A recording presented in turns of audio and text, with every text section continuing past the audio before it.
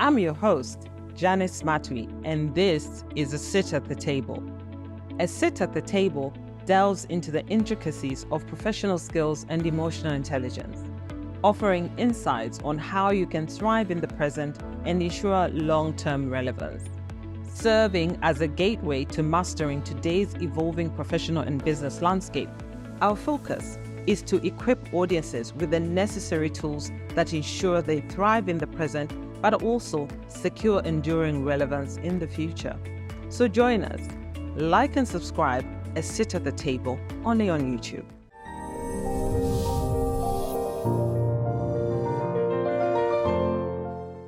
I think as a leader for me, before we actually zero in that I'm a leader in the tech space, generally as a leader, we have a responsibility to our community. And our community includes family, by the way. I think that maybe speaking for the African context, because I know people will relate, we are raised in a form of a community. And there's literally very few people that you will find that were raised just by their parents. A few will be, but most would be an uncle at some point helped you. And in my mind, what I've always thought is that becomes your ability to lead and support other people, even within your own space. Because the challenge that you have is that I'm not going to, I think, be impressed with you if you want to help everybody else and you've got a problem within your family.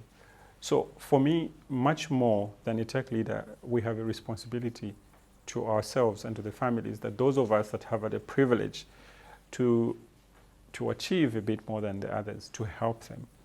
But when we look at how a tech leader then should position and should be able to support the community, I think it's many ways. And I wouldn't like us to think of helping the community always as referring to the vulnerable, because that becomes just one way. Sometimes helping the community could be you empowering youths with information of how they need to get into the market when they are ready, with maybe after studying or when they have left school or for whatever reason. So for me as a leader, how do you become a person that can inspire others to achieve great? That's service to the community, because you see, when you achieve so much or a bit more and you sit in a position of privilege, there's a lot of people that look up to you. That for me is already an opportunity for you to serve the community in behavior, in conduct, and in so many ways.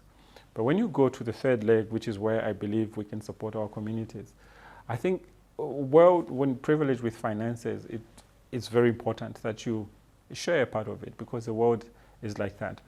But I have been privileged to do a number of things, and I won't go into personal details, but I have had a friend of mine that passed on when we were very young.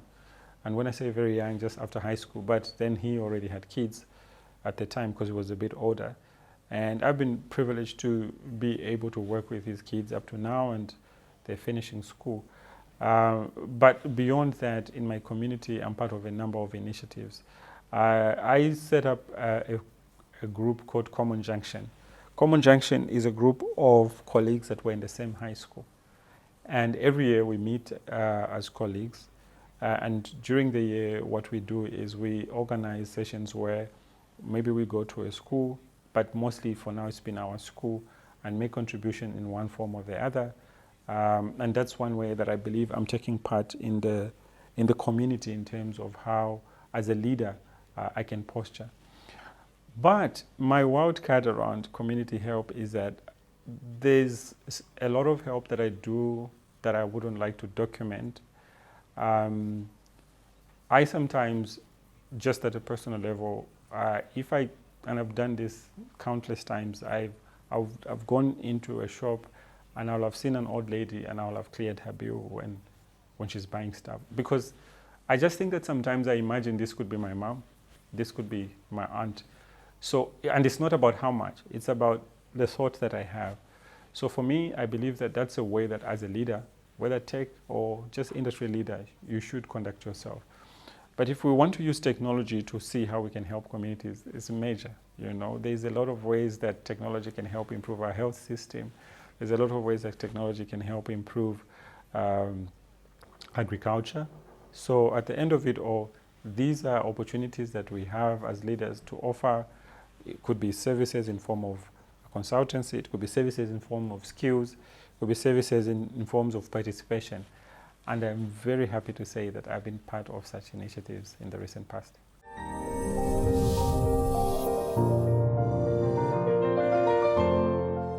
I think the most important thing in leading people in a space like mine is to never be the smart one in the room, and just be open to ideas. You'll be amazed how much insight and information you can get from allowing people to use their strength. And part of what I believe is something I've done really well throughout my career is the ability to sit and respect everyone's opinion. But I don't struggle with taking responsibility. And I make decisions. And this is important for anyone leading a team, to make decisions and take accountability, because you will not always make the right decisions. But the people around you know when you're coming from a good place. And that becomes important.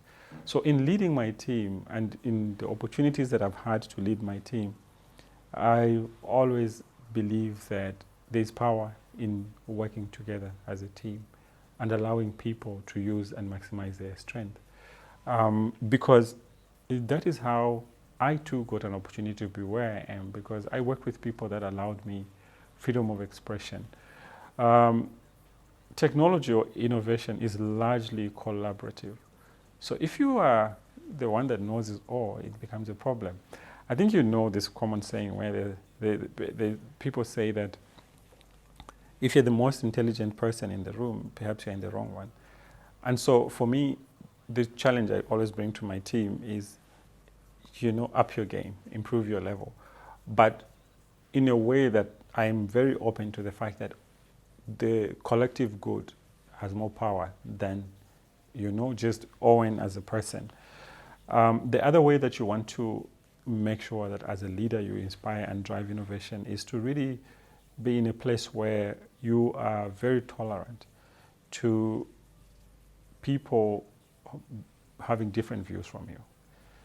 Because within the differences is the opportunity to achieve greatness. And so for me, that becomes one of the things that I believe is important for a team like mine. But as a leader, whether it's in the tech space, and if you allow me, I like to always refer to the tech and just generally, your level of integrity, your level of accountability, your level of responsibility should be above board. Because the people you lead see much more what you do than what you say. If you get it right at that level, you are most likely going to get it right at any target of success you want.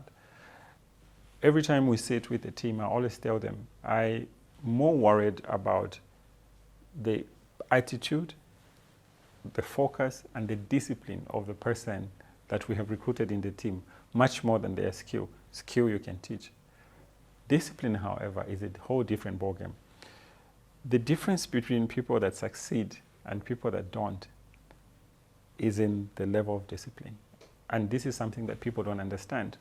Because I, for example, at one time, when I transitioned from being a teller and went into technology, within 3 to 4 years, the people or the person that was my team leader was now reporting to me.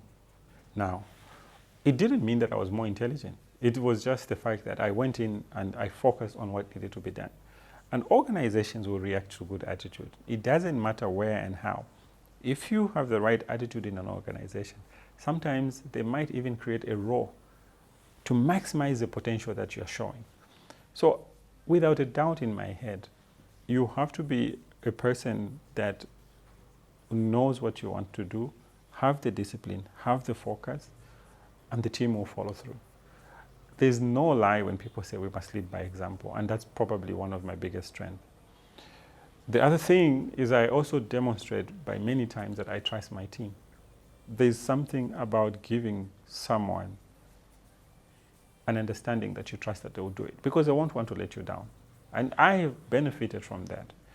So I think there's many ways you do it, but I would summarize this to those 3.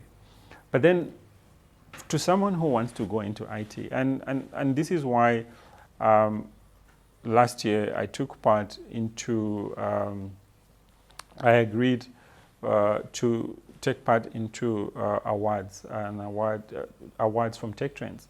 And because I didn't take part because I wanted recognition as a person, I took part in the TechTrend Awards because I felt a considered responsibility to the industry, because an average IT person can build a very perfect solution and just go home and nobody knows about it. And we talk about this in my team, where sometimes we work overnight, and because we work overnight and most tech people can't communicate effectively, you find that there is frustration because they're not getting the recognition. And that's part of what inspired me to move from just being a tech guy that sits in the back, because most tech guys end up being frustrated, not because the environment is bad, but the environment responds to information, which largely people that work in tech don't know how to communicate. So if you think about that, it really tells me that one of the things we need to do different is, as an industry, communicate better so that we can inspire more. Because there's a lot of people that will look up to us when they look at what we have achieved, when they look at the things that we are doing, and they look at the solutions we're providing. So for me, technology is a space where you work because it's a passion, number one, not because it's a job, because it will frustrate you. And I would be very happy that whatever we do, whatever I do, can even inspire a person or two. So for me, that's how I would look at how you can continue to inspire the generation that's coming.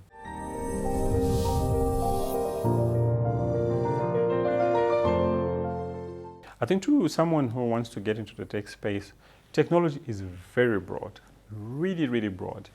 You have to, number one, pick something that you are good at within the tech. Because, you know, knowledge, like I said earlier, creates opportunities. When you are good at something, you will be invited to the table.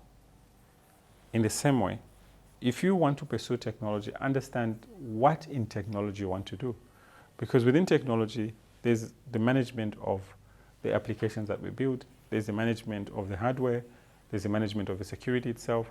There's different aspects. There's also a very big component of it, which is the delivery of tech. It's a whole different stream that you can have as well. So to anyone who wants to come in IT, I would always say, understand where your strength lies. And when you study tech, you will find that we study general tech and then you pick a specialization. So once you pick what you're good at, you really have to have the discipline to become an expert. Have you not experienced this, that when you have a help desk at your workplace, there's a one guy that you call? It's because the guy responds, which is attitude. It's because the guy resolves the problem. And that's why, if you want to work in IT, those are simple principles that you must be guided at. Understand what you want, have the right attitude. But also, I have always said to people, have mentors. I think that, and I jokingly say this, that if I had mentors earlier on in my career, perhaps I would have made progress much, much quicker. But not that I'm complaining. Because what a mentor does for you, and a coach as well, is to allow you to see things that you otherwise can't see, to make you avoid see the mistakes that you can make along the way, because you've already done that. Very important that as an aspiring IT person, you align, you attach yourself to people that have been there before. They will help you. The last one would be, I would encourage an IT person to never stop learning. The way that we did networks 5 years ago or 10 years ago is different from now. If you're going to have a career in the digital space, in the technology space, you must be a student. Every single day of your life is a student. You have to be a student. If you look at WhatsApp today, they're always updating something. There's someone who's behind that. So you can't study your technology and then you think that that's the end. In fact, as I conclude on this one, your IT degree today is only valid for 5 years, because in 5 years there's new technology. So imagine that you have to keep improving yourself as a person. So I do believe that people must focus on that as well to actually get a better career in the tech space.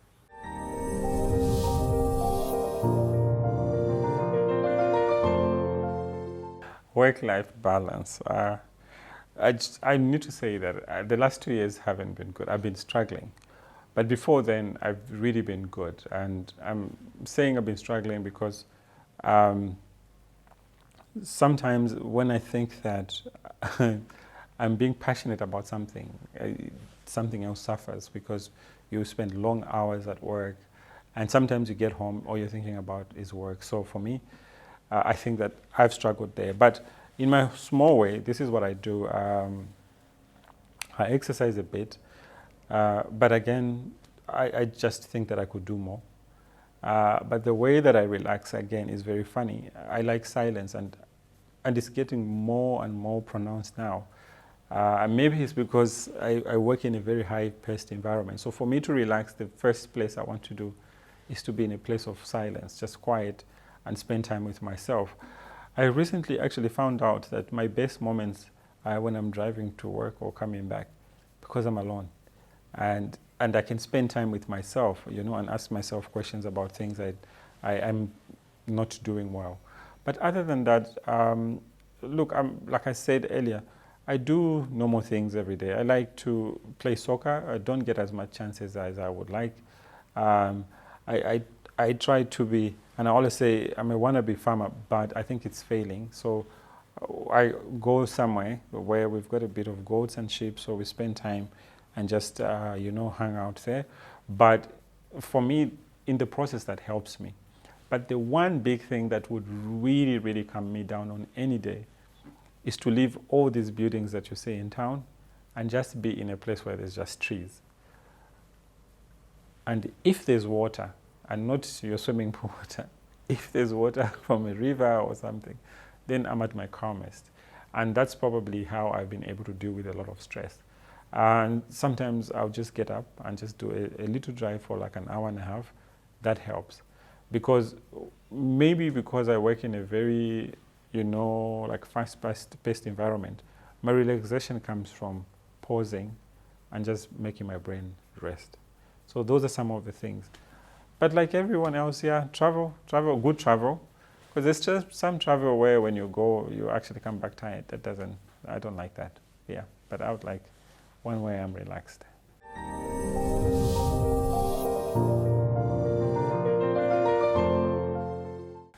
And that's a very good question. And the short answer is no.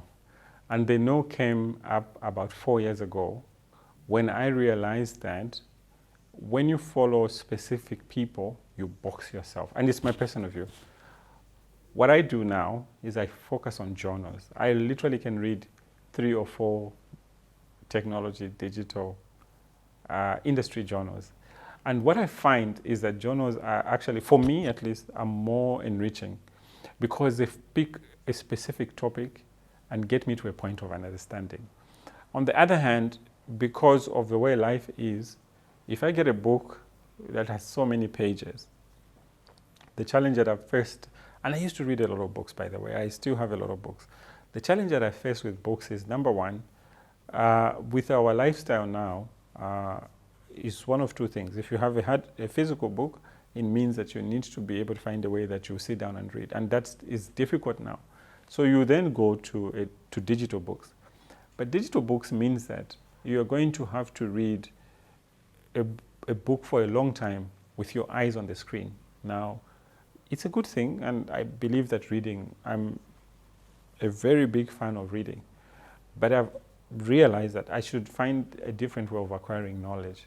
And that's why journals for me work very, very well. And if you ask me, 9 out of 10 times, at least a week, I'll read have a journal. Because those ones are, and you can subscribe by the way, those ones for me I find more enriching. But when I want context, I also stick to those that are close to home. If you go into our universities, you will be amazed that there's so much journals that they release if you just check what they're publishing.